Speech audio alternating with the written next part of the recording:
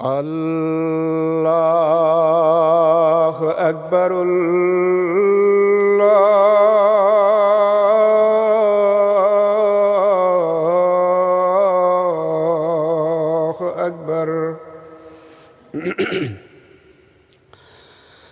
اللہ اکبر اللہ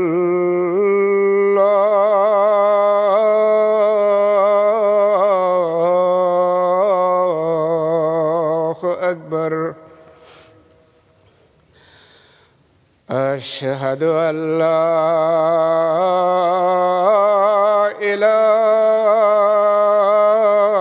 إله إلا الله أشهد أن لا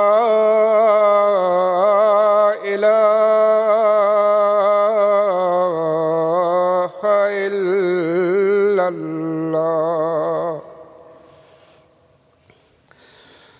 أشهد أن محمدًا رسول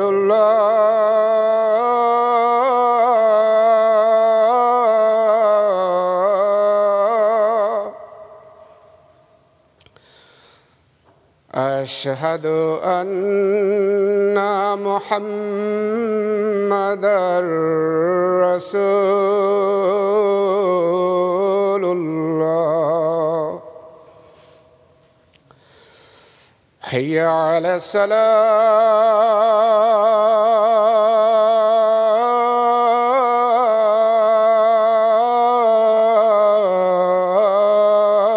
الصلاة حي على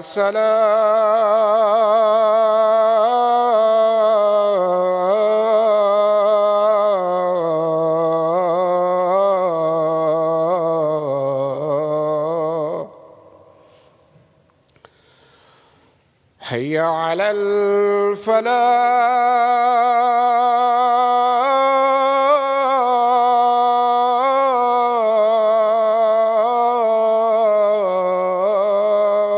الفلاح حي على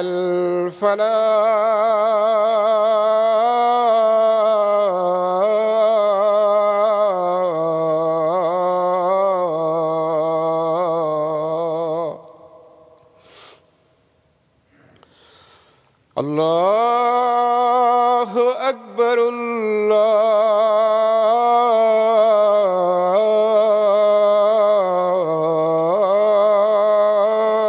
الله أكبر لا إله إلا الله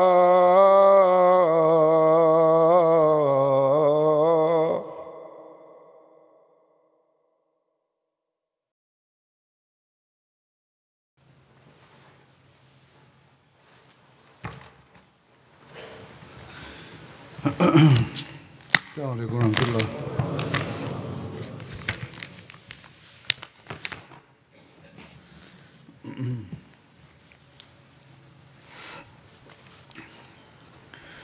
أشهد أن لا إله إلا الله وحده لا شريك له وأشهد أن محمدًا عبده ورسوله أما بعد فأعوذ بالله من الشيطان الرجيم بسم الله الرحمن الرحيم الحمد لله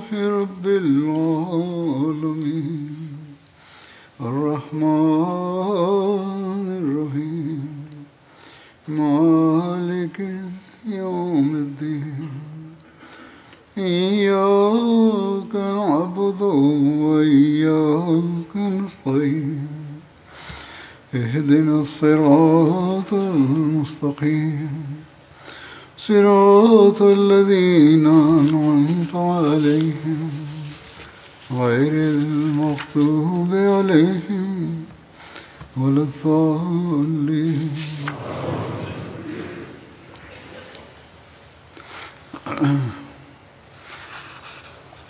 آج بھی میں سایہ کا ذکر کروں گا جو میرے پاس مواد ہے. اس میں سے فتح مکہ سے پہلے ان سرایہ کا بھی ذکر ملتا ہے، مختصر سا ذکر ہے. اس کے بعد دوسرا مضمون بیان کروں گا. سریہ جو ابو قتادہ کا ذکر ملتا ہے، ابو قتادہ انصاری کا، جو بطرف خضرہ تھا. یہ سریہ شعبان 8 ہجری میں ہوا. اس سریہ کے امیر ابو قتادہ تھے. خضرہ مدینہ منورہ کے شمال مشرق میں بنو محارب کی سرزمین میں شمار کیا جاتا تھا. یہ تہامہ کا علاقہ بھی تسلیم کیا جاتا تھا جو کہ نجد میں شامل ہے. یہاں بنو غطفان کی ایک شاخ رہائش پذیر تھی. بنو غطفان اسلام دشمنی پر مسلسل مائل تھے اور مسلمانوں کو نقصان پہنچانے کا کوئی موقع حاصل نہ جانے دیتے تھے. نجد کے علاقے خضرہ میں رہائش پذیر بنو غطفان ریاست مدینہ کے خلاف شرانگیزی پھیلانے مصروف تھے. حضرت عبداللہ بن ابی حضرت اسلمی سے روایت ہے کہ میں نے حضرت سراقہ بن حارثہ کی بیٹی سے شادی کی. یہ بدر کی جنگ میں شہید ہو گئے تھے.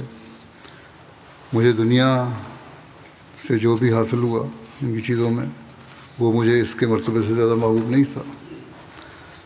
میں نے اس کا مہر 200 درہم قرار دیا اور میرے پاس کچھ بھی نہیں تھا جو میں اسے دیتا. میں نے کہا اس مہر کی ادائیگی اللہ اور اس کا رسول ہی کروائیں گے. میں نبی کریم صلی اللہ علیہ وسلم کے پاس آیا اور آپ صلی اللہ علیہ وسلم سے اس بارے میں بات کی. آپ صلی اللہ علیہ وسلم نے فرمایا تم نے کتنا مہر مقرر کیا ہے؟ میں نے کہا 200 درہم. اے اللہ کے رسول اس کے مہر میں میری مدد فرمائیے.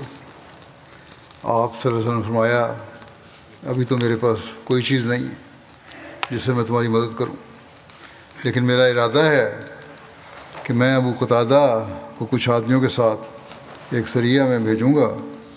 کیا تم اس میں نکلنا چاہتے ہو؟ مجھے امید ہے کہ اللہ تعالیٰ تمہیں تمہاری بیوی کا مہر بطور غنیمت عطا فرما دے. میں نے کہا ٹھیک ہے. پھر ہم نکلے اور ہم کل 16 آدمی تھے. حضرت ابو قتادہ ہمارے امیر تھے.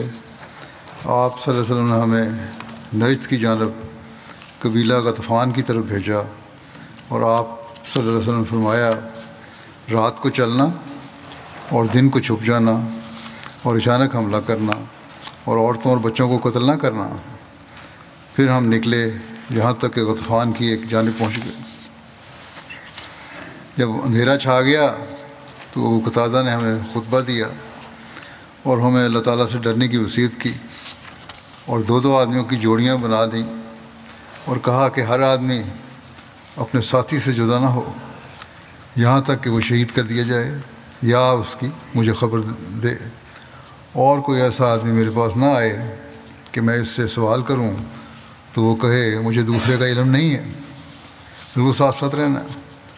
اور جب میں تکبیر کہوں تم بھی تکبیر کہو، اور جب میں حملہ کروں تم بھی حملہ کرو، اور تعاقب کرنے میں دور تک نہ جانا.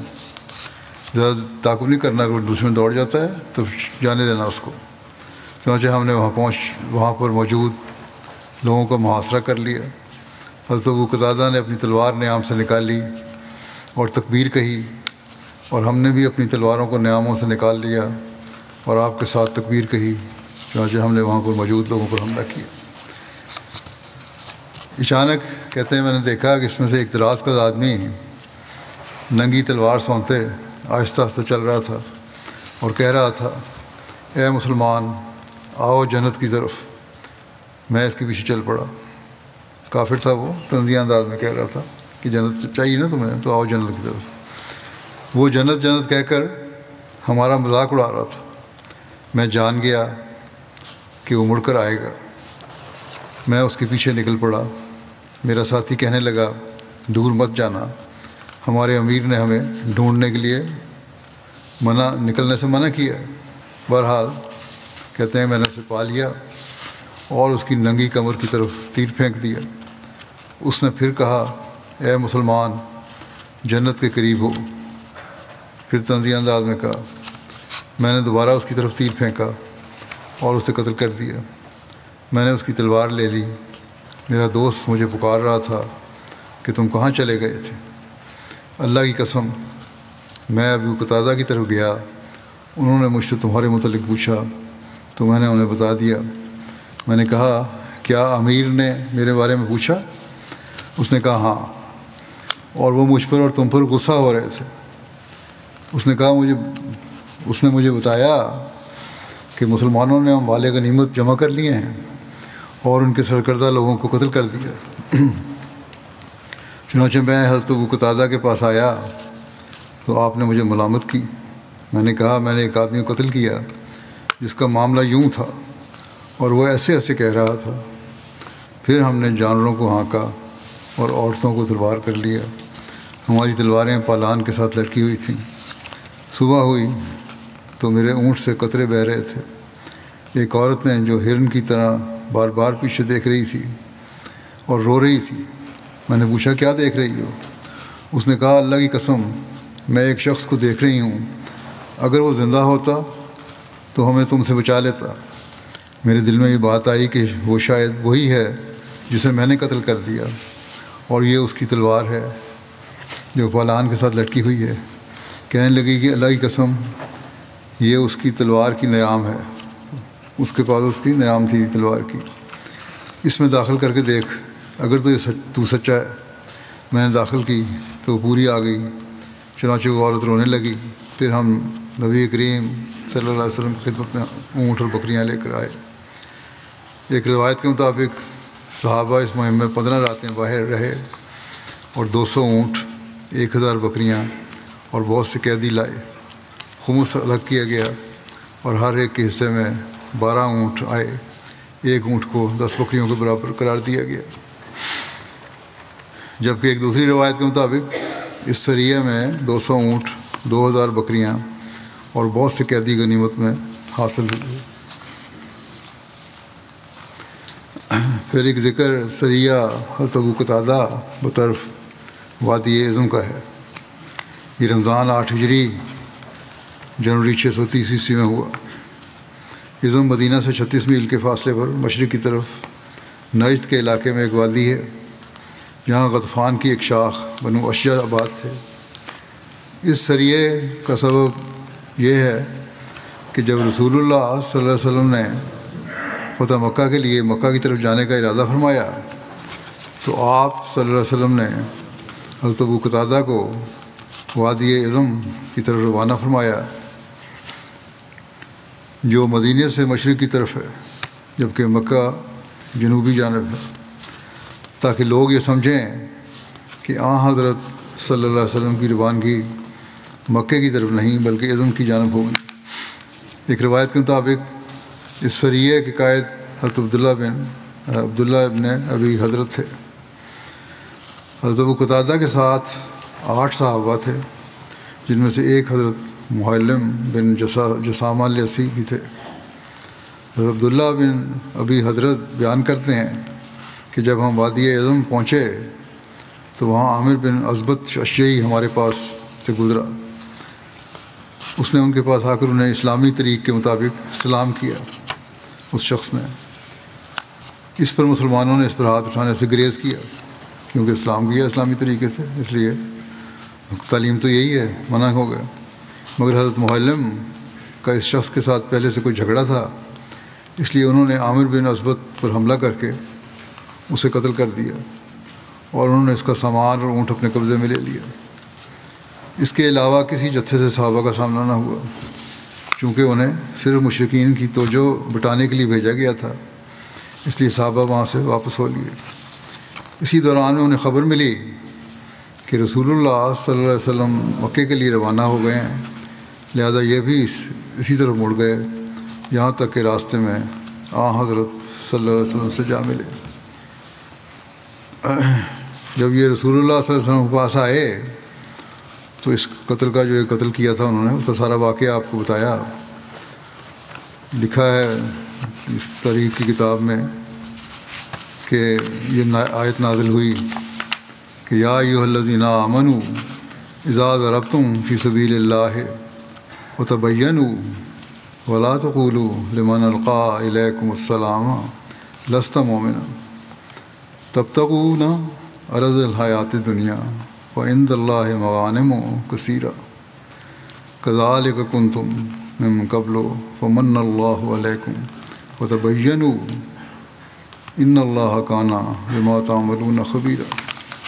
یعنی اے وہ لوگو جو ایمان لائے ہو، جب تم اللہ کی راہ میں سفر کر رہے ہو تو اچھی طرح چھان بین کر لیا کرو، اور جو تم پر سلام بھیجے اس سے یہ نہ کہا کرو کہ تو مومن نہیں ہے۔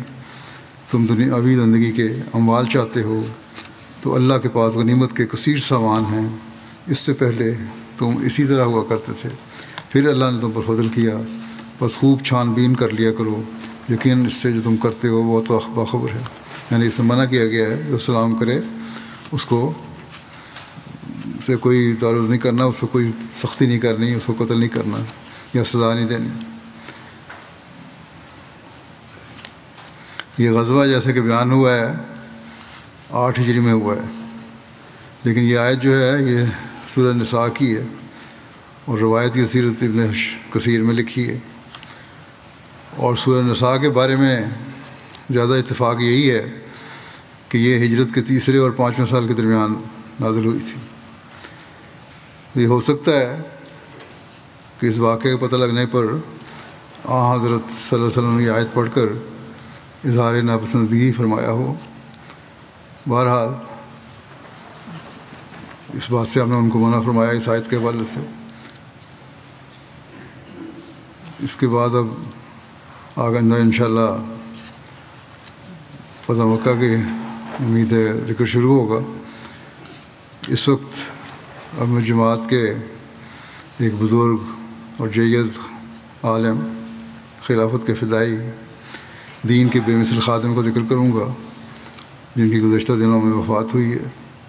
اسی طرح ایک اور فدائی مخلص احمدی کا جو ان دنوں اسیر تھے، وہیں ان کی وفات ہوئی، اور جو شواہد ہیں اس سے پتہ لگتا ہے اس لحاظ سے ان کا شہادت کا ہی رتبہ ہے۔ بہرحال پہلا ذکر ہے مکرم سید میر محمود احمد ناصر صاحب کا، جو سید میر محمد اسحاق صاحب رضی اللہ عنہ کے بیٹے تھے۔ گزشتہ دنوں 96 سال کی عمر میں وفات پا گئے، انا للہ و انا الیہ راجعون۔ آپ حضرت اماں جان حضرت نصرت جہاں بیگم کے بھتیجے تھے، اور حضرت مسلم ماؤد اور حضرت مریم صدیقہ صاحبہ کے داماد، اور جیسا کہ بتایا ہے پہلے کہ حضرت میر محمد اسحاق صاحب کے بیٹے اور آپ کی والدہ کا نام صالحہ بیگم تھا۔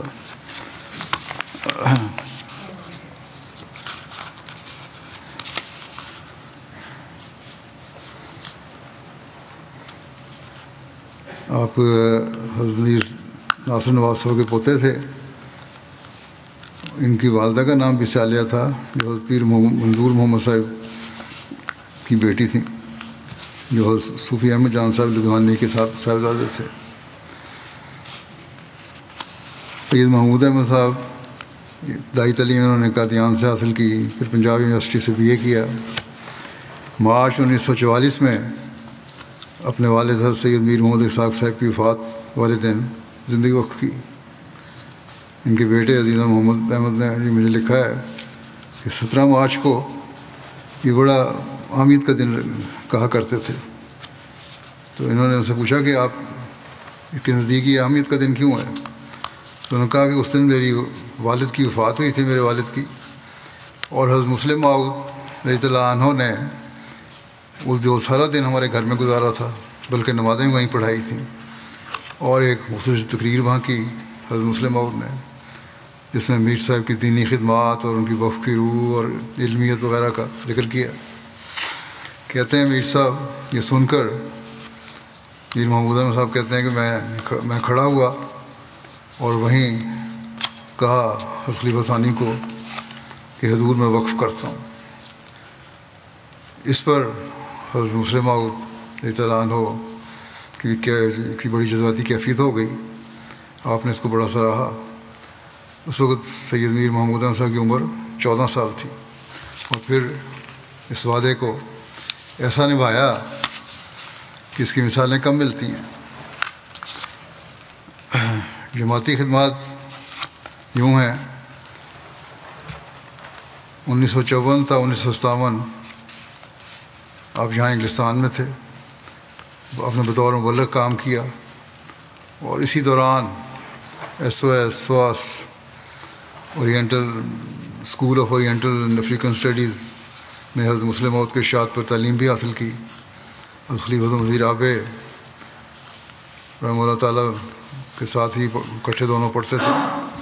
کچھ عرصہ لندن مشن کے سیکرٹری کے فرائض بھی سر انجام دیے۔ 1957 سے 1959 تک وکالت دیوان میں بطور ریزرو مبلغ رہے۔ پھر 1960 میں جامعہ میں بطور استاد مقرر ہوئے۔ 1978 تک یہ فرائض انجام دیے۔ 78 سے 82 تک امریکہ میں مبلغ رہے۔ 82 سے 86 تک اسپین میں خدمت کی توفیق ملی۔ 86 سے 89 تک بطور وکیل تصنیف کام کیا۔ 86 سے 2010 تک جامعہ احمدیہ ربوہ کے پرنسپل کے طور پر خدمت کی۔ اس دوران 94 تا جولائی 2001 وکیل تعلیم بھی رہے۔ اسی طرح ریسرچ سیل کے انچارج تھے، واقعہ اسلیب کے انچارج تھے، کہ جو سیل ہے اس کے انچارج تھے۔ 2005 میں نور فاؤنڈیشن کا قیام عمل میں آیا تو اس کے صدر مقرر ہوئے، آخر تک اسی خدمت مامور تھے۔ حضرت مسلم موعود رضی اللہ عنہ نے ان کو 3 جون 1962 کو مجلس افتاح کا ممبر مقرر فرمایا، اور نومبر 1972 تک آپ اس کے ممبر رہے۔ اس کے بعد دسمبر 1989 میں دوبارہ حضرت خلیفہ مسیح رابع نے ان کو افتاح کا ممبر مقرر فرمایا، اور تا حیات اس پہ قائم رہے۔ خدا الہندیہ میں بھی ان کو مختلف حیثیتوں سے خدمت کی توفیق ملی، بطور محتمم اور بطور نائب صدر۔ علمی میدان میں بھی بڑی خدمات ہیں ان کی وسیع۔ قرآن کریم جو حضرت خلیفہ مسیح رابع کا ہے، اس کی تیاری میں بھی ترجمہ جو ہے انہوں نے کافی معاونت کی، جس کا حضرت خلیفہ مسیح رابع نے بھی ذکر فرمایا ہے اور اظہار تشکر فرمایا ہے۔ اور معاونین جو تھے ربا کے، ان کا ذکر کرتے ہوئے، جن میں صوفی بشارت الرحمان صاحب، مولانا ابوالمنیر نور الحق صاحب، سید عبداللہ صاحب، مولانا دوست محمد صاحب، جمیل الرحمان رفیق صاحب وغیرہ کو خدمت کی ملی۔ اس میں آپ نے یہ بھی فرمایا کہ میر محمود احمد صاحب بھی اس میں شامل تھے، اور اللہ کے فضل سے مسلسل میرے ساتھ شامل رہے یہ لوگ، اور ان کا شکریہ ادا کیا آپ نے۔ صحاح ستہ کا مکمل اردو ترجمہ کرنے کے بعد مسند احمد بن حنبل کا ترجمہ جاری تھا۔ اسی طرح صحیح مسلم کو شرح بھی جاری تھی۔ شمائل ترمذی کا ترجمہ بھی کیا انہوں نے۔ بائبل کے متعلق 20 علمی مقالہ جات تحریر کیے، مختلف اخبارات اور رسائل میں شائع ہوئے۔ بائبل میں سے استثناء اور اناجیل میں سے 3 کی تفسیر لکھی۔ اسی طرح کفن مسیح، مرحم عیسیٰ اور حضرت مسیح علیہ السلام کی ہجرت کے متعلق بہت اعلیٰ پائے کی تحقیقی کام کیے۔ ان کی مطبوعہ اور غیر مطبوعہ جو کتب اور مواد ہے اس وقت یہ ہیں: سیرت النبی صلی اللہ علیہ وسلم، کانا خلقہ القرآن، 3 حصے ہیں اس کے۔ ہمارے پیارے نبی صلی اللہ علیہ وسلم کی پیاری باتیں ایک ہے. اسی طرح ایک چھوٹا سا کتابچہ ہے 365 دن پھر نماز کے بعد روزانہ درس کے انتخاب کے لیے. پھر ایک ہے فلسطین سے کشمیر تک.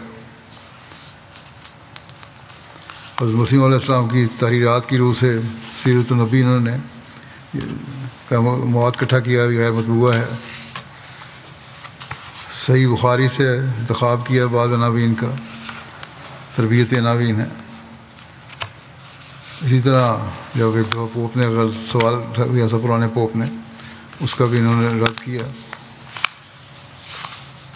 مسجد بشارت اسپین کے سنگ بنیاد کے موقع پر جس بنیادی پتھر پر خلیفہ مسیح ثالث نے دعا کروائی تھی، وہ پتھر بھی حضرت محترم میر صاحب نے اٹھایا ہوا تھا.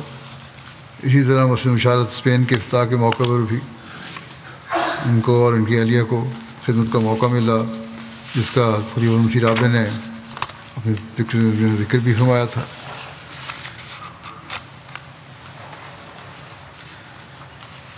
انیس سو 55 میں جلسہ سالانہ کے افتتاح کے موقع پر حضرت خلیفہ مسیح ثانی نے نکاحوں کا اعلان فرمایا تھا. 8 نکاح تھے یہ، ان میں میر محمود احمد صاحب کا نکاح بھی تھا جو حضرت خلیفہ ثانی نے اپنی بیٹی عبد المتین صاحبہ کے ساتھ پڑھا تھا. اور اس میں حضرت خلیفہ ثانی نے فرمایا کہ عام طریقے کے مطابق نکاح 29 دسمبر کو ہوا کرتے تھے، مگر ان نکاحوں میں کچھ مستثنیات ہیں. ایک تو یہ کہ ایک نکاح میری اپنی لڑکی عبد المتین کا ہے جو سید میر محمود احمد ابن میر محمد اسحاق صاحب سے قرار پایا ہے.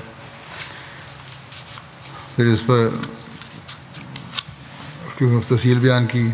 پھر یہ بھی بیان فرمایا کہ محمود احمد اس وقت لندن میں BA میں پڑھ رہے ہیں، اور اگر اللہ تعالیٰ نے خیریت رکھی تو ارادہ ہے کہ اگلے سال مئی میں وہ واپس آ جائیں. میں اپنے تینوں بچوں کو، آپ نے تینوں بچوں کا ذکر کیا، کو محمود احمد کو جو داماد ہے ان کے نام لیے پھر آپ نے خلیفہ ثانی نے میر محمود احمد کا، کہ محمود احمد کو جو داماد ہے اور داؤد احمد کو جو داماد ہے سید میر داؤد احمد صاحب کا ذکر ہے، اور طاہر احمد کو جو طاہر مرحومہ کا لڑکا ہے خلیفہ مسیح رابع کا ذکر کیا. وہاں چھوڑ آیا ہوں تاکہ وہ تعلیم پائیں اور آئندہ سلسلے کی خدمت کریں. ان کو تاکید ہے کہ انگریزی میں لیاقت حاصل کریں. پھر آپ نے فرمایا کہ اگر انگریزی تعلیم اچھی طرح حاصل ہو جائے تو چونکہ یہ تینوں مولوی فاضل ہیں اور عربی تعلیم بھی ان کی نہایت اعلیٰ ہے، اگر انگریزی تعلیم بھی اعلیٰ ہو گئی تو قرآن شریف کا ترجمہ اور حضرت صاحب کی کتابیں یا حضرت مسیح علیہ السلام کی کتابوں کا ترجمہ انگریزی میں کر کے وہ سلسلے کی اشاعت میں مددگار ہو سکتے ہیں. فرمایا کہ ریویو آف ریلیجنز میں بھی اس بات کا محتاج ہے کہ اس کا کوئی اچھا اور لائق ایڈیٹر ہو. اس غرض کے لیے میں اپنے بچوں کو وہاں چھوڑ آیا ہوں. گو اس بیماری اور کمزوری میں اتنے اخراجات برداشت کرنا کہ 3 بیٹے وہاں پڑھیں، 2 داماد اور 1 بیٹا مشکل ہے، مگر میں نے سمجھا کہ جماعت کی مشکل میری مشکل سے بڑی ہے. حضرت مسلم موعود رضی اللہ عنہ کو ہمیشہ یہ خیال رہتا ہے کہ جماعت کی خاطر ہر قربانی کرنی ہے. اس کے لیے ہر قسم کی قربانی کی، اپنا مال، وقت، اپنے بچوں کو قربان کیا. حضرت خلیفہ مسیح ثالث نے 1982 میں ان کے سب سے بڑے بیٹے کا نکاح پڑھایا. اس میں سید میر محمود احمد صاحب کا ذکر حضرت میر محمد اسحاق صاحب کے اولاد کے ذکر کے ضمن میں کیا. اس میں آپ نے فرمایا اللہ تعالیٰ نے ان کی دعاؤں کو سنا، یعنی حضرت میر محمد اسحاق صاحب کی دعاؤں کو سنا، اور اپنے ساتھ ان کے پیار کو دیکھ کر، یعنی حضرت میر محمد اسحاق صاحب کے پیار کو دیکھ کر اللہ تعالیٰ نے ان کے تینوں بچوں کو وقف کرنے کی توفیق عطا کی. تینوں کی طبیعت ایک دوسرے سے مختلف ہے، جیسا کہ ہر انسان ایک دوسرے سے مختلف ہوتا ہے. لیکن اس چیز میں جہاں تک میں نے غور کیا، خلیفہ ثالث فرماتے ہیں کہ جہاں تک میں نے غور کیا، تینوں میں ایک ہی چیز پائی جاتی تھی، یعنی جو کچھ خدا نے دیا، جتنا دے دیا، اس پر انسان کو راضی رہنا ہی نہیں بلکہ خوش رہنا چاہیے. صرف راضی نہیں رہنا بلکہ خوشی سے راضی رہنا. فرمایا کہ سید میر داؤد احمد صاحب اپنے رنگ کے تھے، لیکن یہ چیز ان میں پائی جاتی تھی۔ میر مسعود احمد آج کل کافی عرصے سے ڈنمارک میں تبلیغ کا کام کر رہے ہیں، وہ اپنے رنگ کے ہیں، لیکن یہ چیز ان میں بھی پائی جاتی ہے۔ اور ان کے چھوٹے بھائی میر محمود احمد، جن کے بچے کا نکاح کا میں اعلان کروں گا، وہ اپنے رنگ کے واقف زندگی ہیں، لیکن یہ چیز ان میں کامن ہے ساروں میں، کہ خوشی سے رہنا اور جو جماعت دے اس کو قبول کرنا اور کسی قسم مطالبہ نہ کرنا۔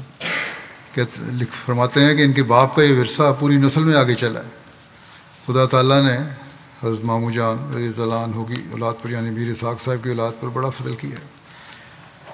اس واسطے جماعت کے لیے جو یہ نمونہ بھی قائم ہوا، اور جماعت کے سامنے یہ ہر حالت میں ہنستے اور بشاش چہرے بھی آئے، جو ہر وقت خدا تعالیٰ کے شکر گزار بندے بنتے ہوئے، اس کی حمد کے ترانے گاتے ہوئے اپنی زندگی کے دن گزارنے والے ہیں۔ پھر آپ نے آگے دعا دی کہ دعا کریں کہ اگلی نسل بھی ان چیزوں کو حاصل کرنے والی ہو۔ شعر و شاعری سے بھی شغف تھا آپ کو؟ حضرت مسیح علیہ السلام کے شعر اور کلام محمود کے شعر تو یاد تھے ہی، اس کے علاوہ خود بھی نظمیں بعض کہتے تھے۔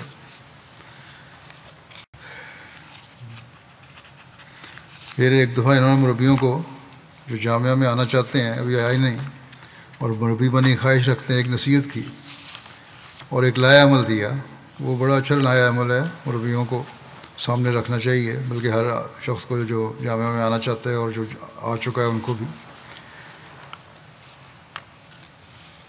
پہلا بات یہ لکھی کہ روزانہ صبح 3 بجے اٹھ کر وضو کر کے، پاکستان کے وقت مطابق تو وہی وقت بنتا ہے تہجد کا، کہ تہجد ادا کریں۔ روزانہ 5 وقت نماز باجماعت مسجد میں جا کر ادا کریں، اور وہاں ربا میں رہنے والوں کو نصیحت کی کہ مسجد مبارک میں کم از کم 1 نماز ادا کریں۔ پھر روزانہ خدا تعالیٰ کی رضا کے لیے، رسول کریم صلی اللہ علیہ وسلم کی محبت کے لیے، حضرت مسیح علیہ السلام کی محبت کے لیے، خلافت کی محبت کے لیے دعا مانگیں۔ پھر 5ویں بات یہ ہے کہ تسبیح، درود شریف، استغفار کو اپنا شعار بنائیں۔ 6ٹھی بات یہ ہے کہ حضرت صاحب یا خلیفہ وقت کی خدمت میں محبت اور عقیدت کے جذبات کے ساتھ دعا کی درخواست کرتے ہوئے خط لکھا کریں۔ 7ویں بات یہ کہ اپنے موجودہ فرائض اور ذمہ داریاں آسان طریق پر ادا کریں۔ 8ویں بات یہ ہے کہ اپنے والدین کی خدمت کریں، اور اگر وہ دور ہیں تو انہیں دعاؤں میں یاد رکھیں۔ 9ویں بات یہ قرآن شریف کا ترجمہ لفظی اور محاورہ سیکھنے کی کوشش کریں۔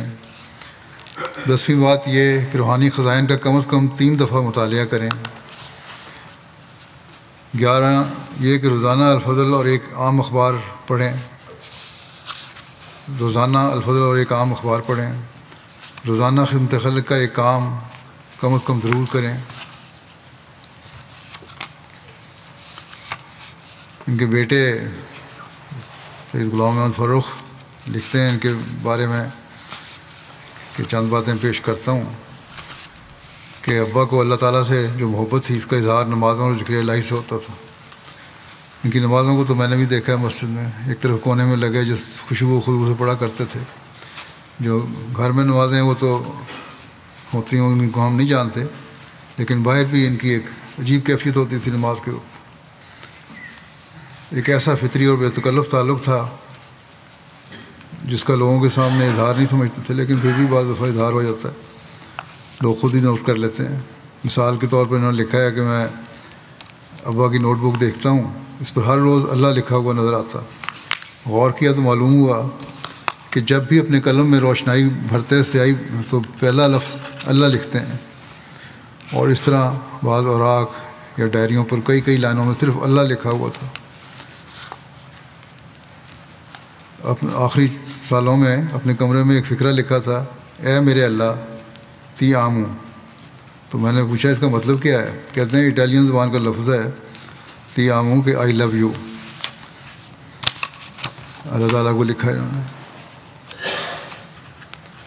حمد باری تعالیٰ پہ ان کی ایک نظم بھی ہے، جس میں یہ شعر ہے کہ مجھ کو حاصل رہے، مجھ کو دائم ملے تیرا دیدار بھی، تیری گفتار بھی۔ بیماری کے دنوں میں ان کو ایک دفعہ پیرنٹس کا آپریشن ہوا تو السلام علیکم کی آواز آئی، صحت یاب ہو گئے۔ ان کی عبادت اور نمازوں کا فلسفہ بھی تعلق باللہ سے ہی وابستہ تھا، ان کو دو کو الگ نہیں کیا جا سکتا۔ کئی مرتبہ نماز تہجد میں اپنی دعا کا طریق بتایا کہ پہلے حمد باری اور تعلق باللہ کے لیے دعائیں کرتا ہوں۔ ایک دن کہتے ہیں مجھے بتایا کہ میں روزانہ تہجد میں اپنے چچا جان یعنی حضرت ڈاکٹر سید میر محمد اسماعیل صاحب رضی اللہ عنہ کی نظم کے اشعار پڑھتا ہوں جو چچا جان نے بعنوان تم لکھی تھی۔ اس کا پہلا شعر یہ ہے کہ علاج درد دل تم ہو، ہمارے دل ربا تم ہو، تمہارا مدعا ہم ہیں، ہمارا مدعا تم ہو۔ نماز تہجد میں دعا کا طریق بھی بتایا جو اختصار سے پیش کرتا ہوں۔ کہتے ہیں لڑکے بیٹے ان کے کہ حمد باری اور درود شریف کے بعد حضرت مسیح موعود اور آپ کی آل اور خلفاء، حضرت مسیح موعود اور ان کی آل پر، حضرت مسلم موعود اور آپ کی آل پر الگ سے، پھر اپنے دادا حضرت میر ناصر نواب صاحب سے شروع کرتے تھے اور درجہ بدرجہ نیچے آتے جاتے تھے۔ اپنی اولاد میں سب سے پہلے اپنی بیٹی کے لیے، پھر بیٹوں کے لیے۔ حقوق العباد کی ادائیگی کا اصل ذریعہ دعا کو ہی سمجھتے تھے۔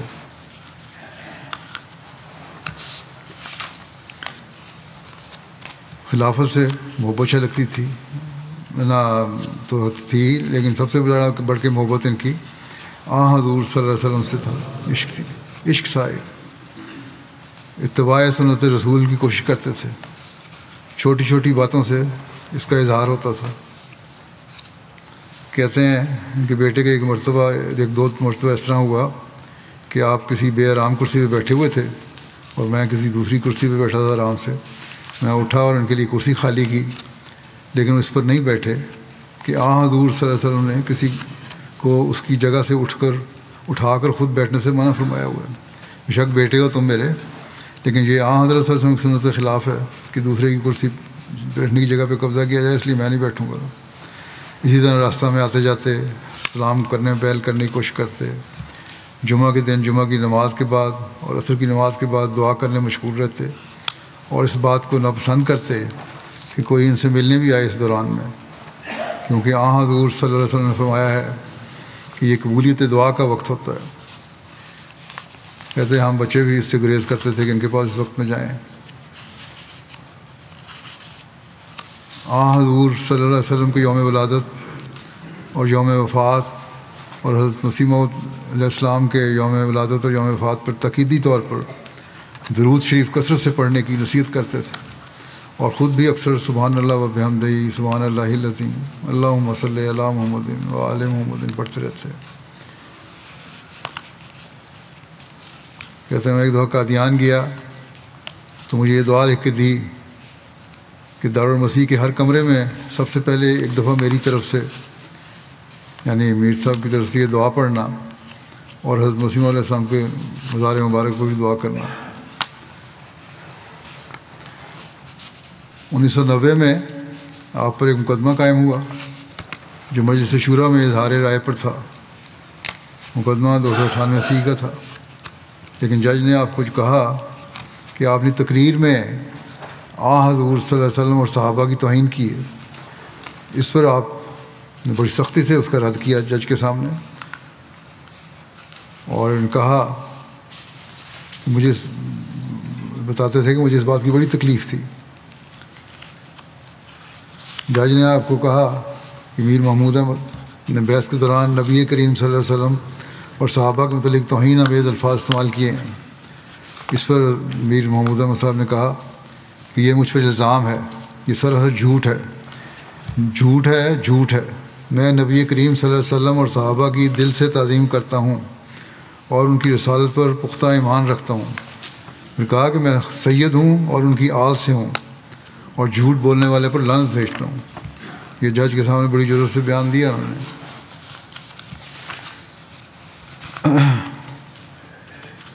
آخری بیماری کے دنوں میں تو خاص طور پر دعاؤں میں درود شریف بہت زیادہ پڑھتے تھے اور یہ الفاظ بڑے دہراتے تھے کہ میں محمد مصطفیٰ صلی اللہ علیہ وسلم کا غلام ہوں۔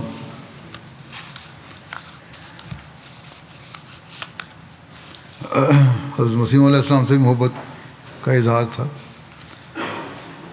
یہ بھی اپنی مثال تھا. ان کے بیٹے کہتے ہیں مجھے یاد ہے کہ 1989 میں روزنامہ الفضل ربا نے جماعت کے 7 سالہ تقریبات کے موقع پر سلسلے کے بزرگوں سے انٹرویو لیے. آپ نے صرف یہ کہا کہ حضرت مسیح علیہ السلام کا یہ سب سے بڑا معجزہ ہے کہ انسان کا زندہ خدا سے دوبارہ تعلق جوڑ دیا. اس طرح کے الفاظ تھے ان کے.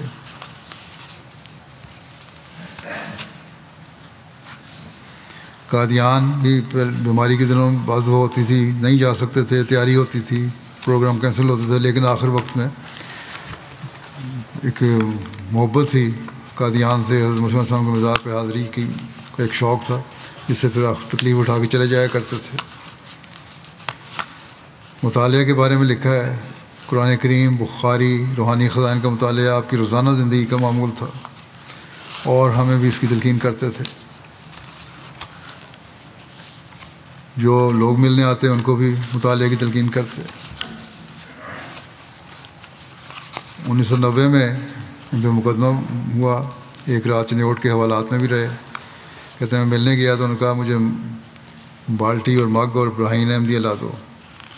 تو میں خورشید احمد صاحب ساتھ تھے، انہوں نے کہا کہ اتنی تنگ حوالات میں، اتنی گرمی میں، اتنی مشکل کتاب تم کتنا پڑھو گے؟ انہوں نے کہا تھا کوئی نہیں، میرے لیے مشکل نہیں، پہلے بھی 5 دفعہ پڑھ چکا ہوں اس کو. بہرحال وہاں چھوٹی سی جگہ، گرمی کے دن بڑی تکلیف میں انہوں نے گزارا. ایک دن بھی کیونکہ طبیعت نفیس تھی، نفاست تھی طبیعت میں، اس لیے ان کے لحاظ سے یہ بہت بڑی تنگی تھی. لیکن اس موقع پر بھی حضرت مسیح علیہ السلام کی کتاب پڑھنے کی فکر تھی. دینی علوم جن میں اسلام کے علاوہ یہودیت، عیسائیت وغیرہ کا بھی مطالعہ تھا، اس پہ بہت دسترس تھی. موازنہ مذاہب میں آپ کو خاص مہارت تھی. روایتی فقہ سے نالان تھے. ہمیشہ اس بات کی نصیحت کرتے تھے کہ قرآن کریم، سنت رسول، صحیح احادیث اور حضرت مسیح علیہ السلام اور آپ کے خلفاء کے علم کلام سے رہنمائی حاصل کرو. دنیاوی علوم، خاص طور پر سائنسی علوم کا مطالعہ، تاریخ کا مطالعہ، اور اسی طرح تفریح کے لیے ہائکنگ کے علوم پر بھی کتابیں کثرت سے پڑھتے تھے. انگریزی شعراء کے کلام اور اسی طرح اردو شعراء کے کلام کو بھی پڑھا ہوا تھا، اور بہت سے شعراء کے شعر یاد تھے. اپنے آئی پیڈ پر شعراء کے کلام کو سنتے بھی تھے. زبانیں سیکھنے کا ملکہ تھا. اردو، عربی، انگریزی کے علاوہ اسپینش، اٹالین اور عبرانی پر خاصا عبور ہو گیا تھا. اٹالین کے پروگرام تو ٹی وی اور آئی پیڈ پر باقاعدگی سے دیکھتے تھے. اس کے لیے وجہ یہ تھی کہ آپ کو حضرت مسلم موعود رضی اللہ عنہ نے کسی زمانے میں اٹالین زبان سیکھنے کا کہا تھا، اور اس بات کا اظہار فرمایا تھا کہ حضور ان کو اٹلی بھیجیں گے. یہ کہا کرتے تھے کہ انہوں نے یہ کہا تھا کہ سیکھو زبان، میں سیکھ رہا ہوں، اس کو منسوخ تو نہیں کیا تھا اس حکم کو، اور آج تک یہ جاری ہو کہ میرے لیے، تو اس لیے میں جاری رکھوں گا. مالی قربانی میں خاص جوش سے کرتے تھے. پھر اسی طرح جو بھی ان کے حصے میں ورثے میں جائیداد آئی، اس کی فوری طور پر حصہ جائیداد ادا کیا. مبشر ایاز صاحب جو آج کل پرنسپل ہیں جامعہ کے، لکھتے ہیں کہ میر صاحب نے ایک نہایت معصومانہ اور پاک باز زندگی بسر کی. انتہائی نفیس لیکن عاجز و منکسر المزاج، قناعت و توکل کے ایک اعلیٰ مثال بن کر رہے. علم و عرفان کا ایک سمندر تھے، بہت بڑے عالم تھے. باتیں سب ٹھیک ہیں. مفسر بھی تھے، محدث بھی تھے. جماعت احمدیہ کی تاریخ کے یہ پہلے خوش نصیب عالم ہیں جنہیں قرآن کریم کا ترجمہ کرنے کے ساتھ ساتھ پوری سطح کا اردو ترجمہ کرنے کی توفیق ملی. میر صاحب کی زندگی عبادت تھی اس بات سے کہ کام کام اور بس کام. چھٹی کا لفظ میر صاحب کی زندگی کی لغت میں نہ تھا. میر صاحب بلا شبہ خلافت نما وجود تھے، جنہوں نے خلافت کی اطاعت اور خلافت سے محبت کر کے ہمیں دکھایا اور سمجھایا، اپنے عمل سے دکھایا کہ خلافت کا احترام اس کو کہتے ہیں. ایک دفعہ بیمار تھے، سائیکل پہ وقت پہ جایا کرتے تھے، 7:20 پہ جامعہ لگتا تھا، 7:20 پہ پہنچ جاتے تھے. 2-3 دفعہ سائیکل سے بھی گرے، طبیعت خراب تھی. ان کو میں نے کہا کہ آپ 10 بجے تک انتظار کیا کریں، 10 بجے جایا کریں جامعہ، اور اس کو بھی انہوں نے حکم سمجھا، اور پھر 10 بجے ہی دفتر جاتے تھے۔ بلکہ ایک دن موشر صاحب نے یہ بھی لکھا کہ باہر آ کے 10 بجے سے پہلے برآمدے میں ٹہل رہے تھے، تو میں نے تھوڑی دیر ان کا انتظار کیا، پھر ان سے جا کے پوچھا کہ آپ باہر کیوں ٹہل رہے ہیں، اندر نہیں آتے؟ انہوں نے کہا ابھی 10 نہیں بجے اور مجھے یہ حکم ہے خلیفہ وقت کا کہ 10 بجے دفتر جانا ہے، اس لیے میں 10 بجے دفتر جاؤں گا۔ ایک مثالی اطاعت تھی ان کی، ایک ماڈل تھے وہ لوگوں کے لیے، افسروں کے لیے بھی، ماتحتوں کے لیے بھی۔ تنویر ناصر صاحب ہیں ربیع قادیان میں، کہتے ہیں کہ ایک یاد جو مجھے ہمیشہ ان کی رہتی ہے ہمیشہ دل میں میرے، وہ یہ ہے کہ ایک دن قادیان میں مسجد مبارک میں بیٹھا ہوا تھا، تو میر صاحب مسجد کی پہلی صف میں ٹہل رہے تھے۔ مجھے ان کا یہ ٹہلنا اور زیر لب دعائیں کرنا بڑا اچھا معلوم ہوا اور بڑا لطف اٹھا رہا تھا میں۔ تو کچھ دیر کے بعد مجھے ہمت ہوئی، میں نے آگے بڑھ کے عرض کیا کہ آپ مسجد کی پہلی صف میں ٹہل رہے ہیں، اس کی وجہ کیا ہے؟ انہوں نے بتایا کہ میں نے حضرت مسلم موعود رضی اللہ عنہ کو اس جگہ ٹہلتے ہوئے دیکھا تھا، اور میں بھی انہی کے خطوط اور نقش پر ٹہل رہا ہوں۔ عجیب محبت تھی حضرت مسلم موعود سے۔ تو فیروز عالم صاحب لکھتے ہیں کہ میرے زمانہ جامعہ عالم کے دوسرے یا تیسرے سال پرنسپل بن کے ہی آئے، ہماری خوش نصیبی ہے۔ انہوں نے تعلیم سے کہیں زیادہ اپنی مثالی شخصیت کے ذریعے عالم و عامل ہونے کے لحاظ سے ہماری تربیت کی۔ میں ان کے دروس وغیرہ جہاں تک ممکن تھا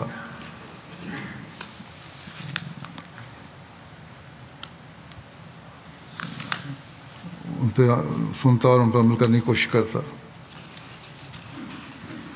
انہوں نے ہمیں موازنہ مذاہب پڑھایا۔ اکثر وہ ہمیں دلائل لکھاتے اور سمجھاتے تھے جو حضرت مسیح موعود علیہ السلام نے اپنی تحریرات میں پیش فرمائے ہیں۔ کہتے ہیں وہ یاد ہے ایک دفعہ حضرت عیسیٰ علیہ السلام کے معجزات کے بارے میں پڑھا رہے تھے، اچانک سوالیہ انداز میں فرمایا کہ کیا آج بھی معجزات رونما ہوتے ہیں؟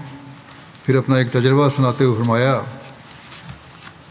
کہ ایک دفعہ جلسے کے دنوں میں کہیں ان کی ڈیوٹی کے دوران ایسا ہوا کہ کھانا بہت تھوڑا تھا، اچانک کافی سارے مہمان آ گئے۔ جو معمولی سا کھانا آیا اسے تقسیم کرنا شروع کیا، اللہ تعالیٰ برکت دیتا گیا، سب نے کھایا اور کوئی کمی محسوس نہیں ہوئی۔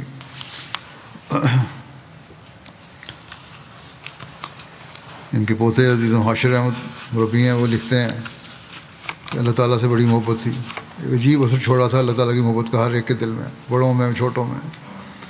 تہجد میں باقاعدہ تھے، نمازوں میں باقاعدہ تھے۔ اب یہ مربی بن گئے، ان کو بھی چاہیے کہ اپنے دادا کے نقش قدم پر چلنے کی کوشش کریں۔ قرآن کریم سے محبت ایسی تھی کہ ایسا عشق کبھی نہیں دیکھا۔ لمبی لمبی تلاوت کیا کرتے تھے فجر کے بعد۔ کہتے ہیں میں طفل تھا تو مجھے عرصہ ان کے گھر رہنے کا کچھ عرصہ گھر رہنے کا موقع ملا، اور تہجد پڑھنے کے بعد نماز فجر کے لیے مجھے اٹھاتے، پھر لمبی تلاوت کرتے، بڑے غور اور محبت سے پڑھا کرتے تھے، مجھے بڑا اثر تھا اس کا۔ اور جب بھی کہتے ہیں میں جامعہ میں داخل ہوا، کینیڈا جامعہ میں داخل ہوئے، جب وہاں جاتا تھا پوچھتے تھے قرآن کریم کا ترجمہ اور تفسیر الگ الگ پڑھاتے ہیں یا اکٹھے؟ تو میں نے انہیں کہا کہ الگ الگ۔ اس پہ خوش تھے کہ ایسا ہونا چاہیے، لوگ تفسیر آ جاتی ہے اور ترجمہ نہیں آتا۔ حضرت مسیح علیہ السلام سے محبت کا ذکر انہوں نے اس طرح کیا ہے کہ روحانی خزائن کے دیوانے تھے۔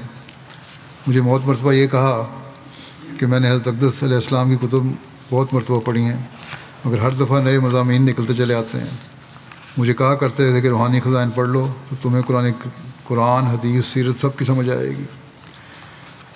یہ بات تو مجھے بھی انہوں نے ایک دفعہ بتائی تھی۔ وہ کہنے لگے کہ میں نے حضرت مسیح السلام کی تمام کتب 3 دفعہ تو ضرور پڑھ لی ہیں، اور بعض کتابیں 3 سے زائد مرتبہ بھی پڑھی ہوئی ہیں، لیکن عاجزی کی انتہا تھی، کبھی علمیت کا اظہار نہیں کیا۔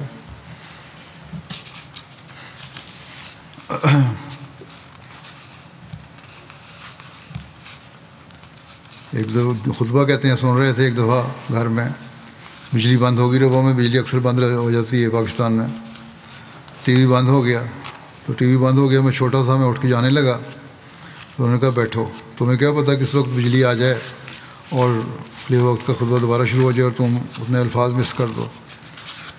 یہ برداشت نہیں تھا کہ بیٹھو اور دعائیں پڑھتے رہو، جانے کی اجازت نہیں ہے، اس میں بھی بڑی برکت ہوتی ہے۔ ایک دفعہ کوئی فنکشن تھا اس کا جہاں میرا خطاب ہونا تھا، وہ ان کو اطلاع نہیں ملی، سن نہیں سکے، ایم ٹی اے لگایا تو اس وقت ختم ہو چکا تھا، کسی خاتون کا اس نے آئی پیڈ پہ لگانے کی کوشش کی تو اس میں اور زبان میں آ رہا تھا، لیکن وہ بھی سنتے رہے۔ پھر جب میں آیا تو میں نے ان کو اردو میں لگا کے دیا، تو بڑے خوش تھے اور بڑا شکر گزاری تھی ان کے کہ تم نے میری بہت مدد کی ہے اور میرے پہ احسان کیا ہے۔ بچوں سے بھی شکر گزاری کے اظہار کرتے تھے۔ عامر سفیر صاحب ایڈیٹر بیورو ریلیجن ہیں، کہتے ہیں میں نے بھی اطاعت خلافت کا عجیب غیر معمولی نمونہ میں دیکھا ہے۔ کہتے ہیں میں شعبے میں آیا تو انہوں نے آ کے مجھے بلکہ میں نے خود ہی ان کو کہا تھا عامر صاحب کو کہ آپ علماء کو کہیں کہ مضمون لکھا کریں ریویو کے لیے، اور میں نے نام بتایا تھا چند علماء کے، ان میں نے میر محمود احمد صاحب کو بھی بتایا تھا۔ تو کہتے ہیں اس وقت میں نے پتہ کیا وہ پاکستان میں تھے، تو وقت کے اس وقت سوچ نہیں رہے ہوں گے، رات کا 10-11 بجے کا وقت تھا، تو ان کے رشتہ داروں نے کہا کہ نہیں، کہتے میں نے فون کیا، ان کی اہلیہ نے فون اٹھایا، تو میں نے ان سے کہا کہ اس طرح بات کرنی ہے، ان کا وہ اب تو سو رہے ہیں، لیکن اس دوران میں میر صاحب نے بھی کی آنکھ کھل گئی، انہوں نے فون کی گھنٹی سے آواز سنی یا باتوں سے آنکھ کھل گئی، تو انہوں نے بات کی، تو میں نے کہا اس طرح خلیفۃ المسیح نے یہ کہا ہے کہ آپ ریویو کے لیے لکھیں فلاں موضوع پہ۔ کہتے اس وقت تو مجھے سمجھ نہیں آ رہی، صبح میں بتاؤں گا۔ بہرحال اگلے دن انہوں نے میر صاحب نے ایک 15 صفحے کا مضمون لکھ کے مجھے بھجوا دیا، جو میں نے عامر سفیر کو بھیجا کہ یہ مضمون کی طرف سے آیا ہے، اور میر صاحب نے لکھا تھا کہ رات کو ایک لڑکے کا فون آیا تھا جس نے یہ بات کی تھی خلیفۃ المسیح کا یہ ارشاد ہے کہ تم یہ مضمون لکھو، تو میں نے یہ لکھ دیا ہے، پہلی قسط بھیج رہا ہوں 15 صفحے کی، اور باقاعدہ بھیجتا رہوں گا۔ تو اس حد تک وہ اطاعت کرنے والے تھے۔ وقت کی اطاعت میں نے پہلے بتا دیا کہ دفتر میں اندر نہیں آئے کہ 10 بجیں گے تو اندر آؤں گا۔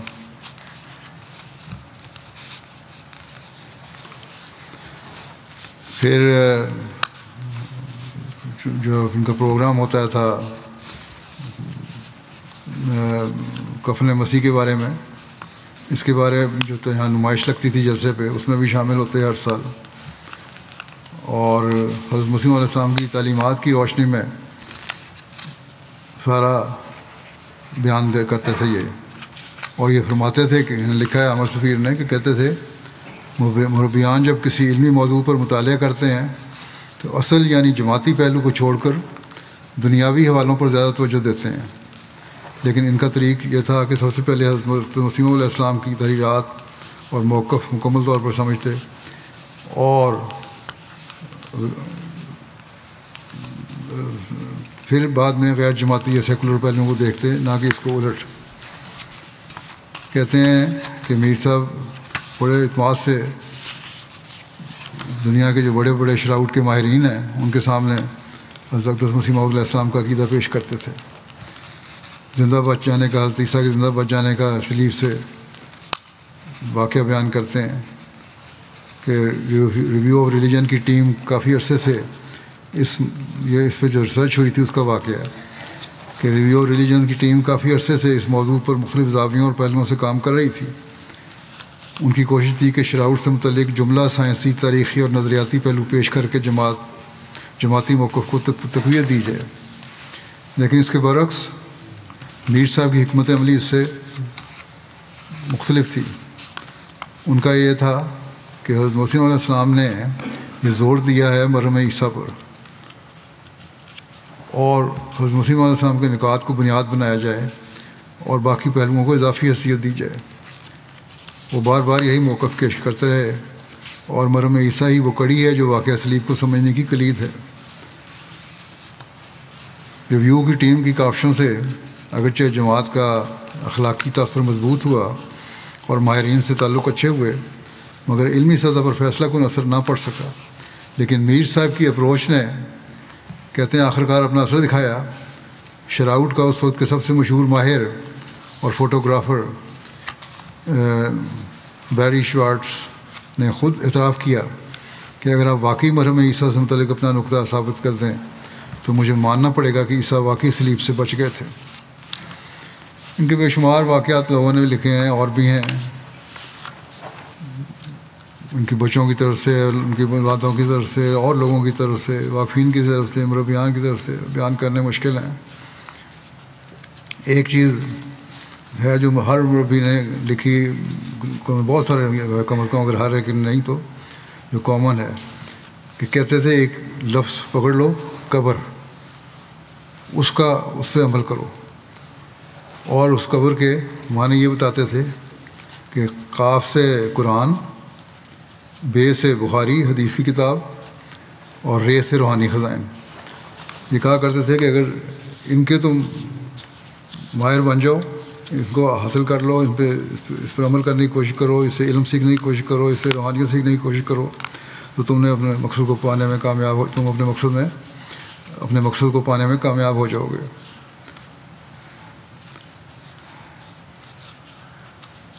ویسے بھی قبر کا خود لفظ بھی ایسا ہے کہ اگر انسان کو یاد رہے تو خدا تعالیٰ یاد رہتا ہے، اور جب خدا تعالیٰ یاد رہے تو پھر انسان تقویٰ پر چلنے کی کوشش بھی کرتا ہے۔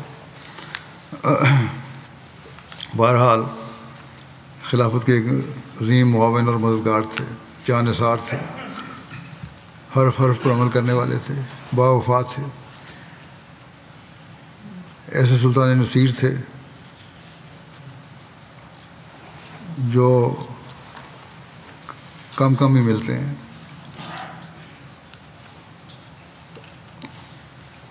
عالم و عمل تھے، مجھے کم از کم ان جیسی کوئی مثال ابھی نظر نہیں آتی۔ اللہ تعالیٰ کرے کہ اللہ کے خزانے میں تو کوئی کمی نہیں ہے، اللہ کرے کہ ایسی مثالیں اور بھی پیدا ہو جائیں، اور ایسے باوفا اور مخلص اور تقویٰ پہ چلنے والے مددگار اللہ تعالیٰ خلافت احمدیہ کو عطا فرماتا رہے، اور ان کے اولاد کو بھی ان کے باپ کی دعاؤں کا حساب دار بنائے، اور ان کے عمل پر، ان کی نصیحتوں پر چلنے کی کوشش، ان کی توفیق عطا فرمائے۔ دوسرا ذکر، جیسا کہ میں نے کہا، ہے مکرم ایک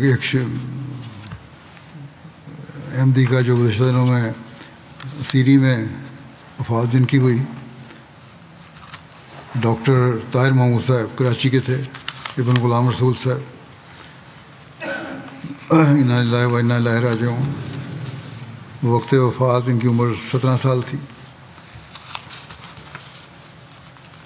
تفصیلات کے مطابق مرحوم طاہر محمود صاحب صدر حلقہ ملیر کالونی کراچی دیگر دو احباب اعجاز حسین صاحب اور ایاز حسین صاحب کے ساتھ ملیر کالونی کراچی میں اپنی مسجد کی طرز تعمیر اور وہاں نماز جمعہ کی ادائیگی کو جواز بنا کر پولیس نے ان کے خلاف چارج کیا اور گرفتاری عمل میں آئی، اور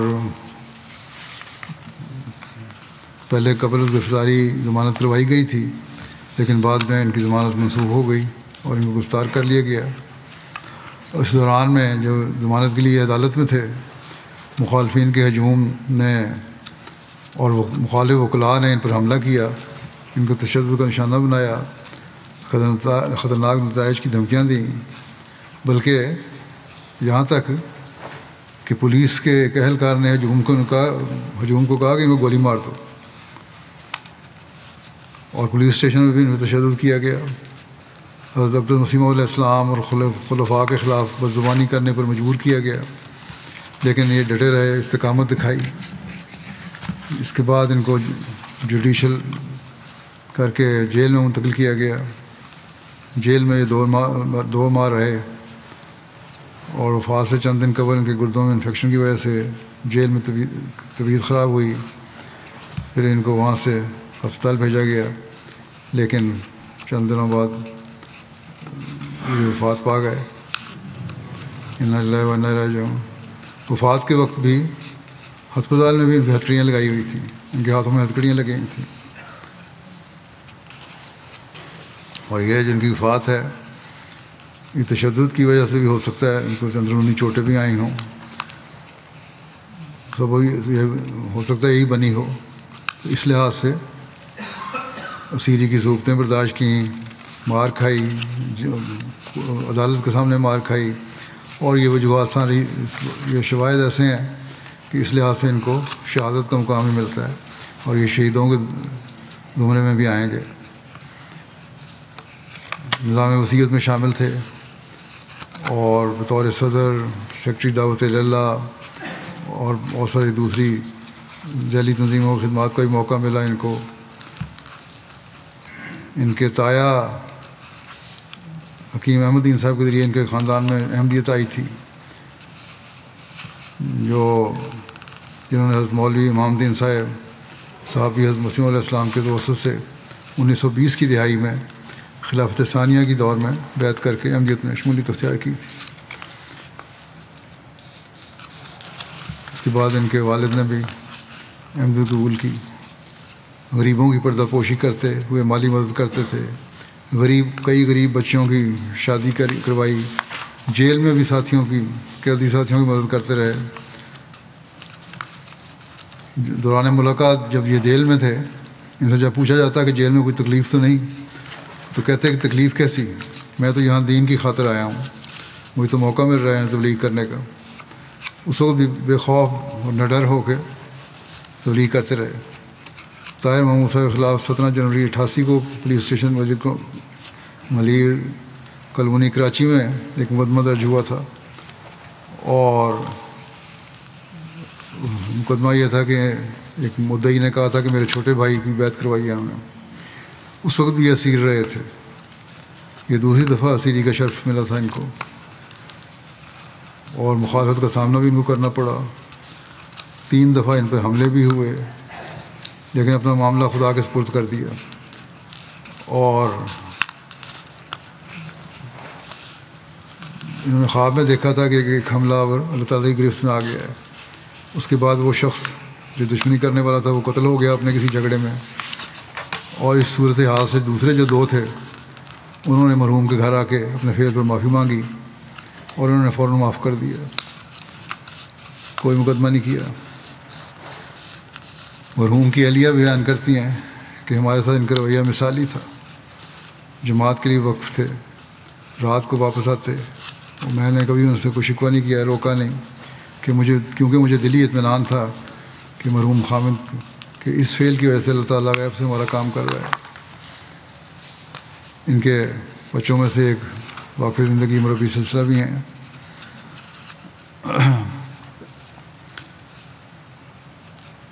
انہوں نے لکھا ہے کہ 1980 کی دہائی میں اسیر راہ مولا بننے کی سعادت نصیب ہوئی تھی۔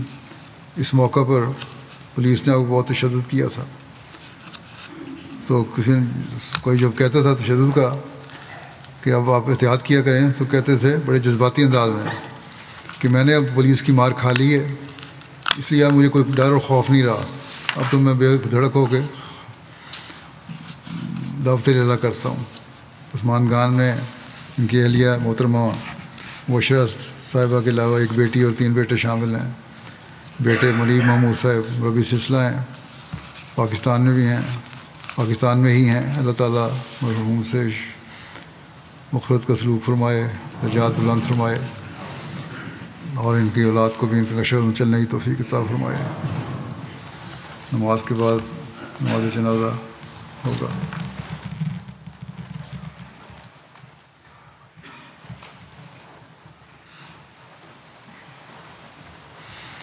الحمد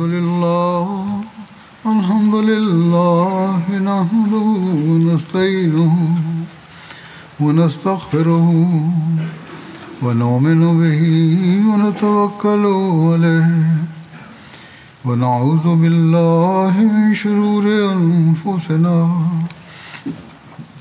ومن سيئات أعمالنا من يهده الله فلا مضل له ومن يضلل فلا هادي له ونشهد أن لا إله إلا الله ونشهد أن محمدا عبده ورسوله عباد الله رحمكم الله إن الله يأمر بالعدل والإحسان وإيتاء ذي القربى وينهى عن الفحشاء والمنكر والبغي يعظكم لعلكم تذكرون اذكروا الله يذكركم وادعوه يستجب لكم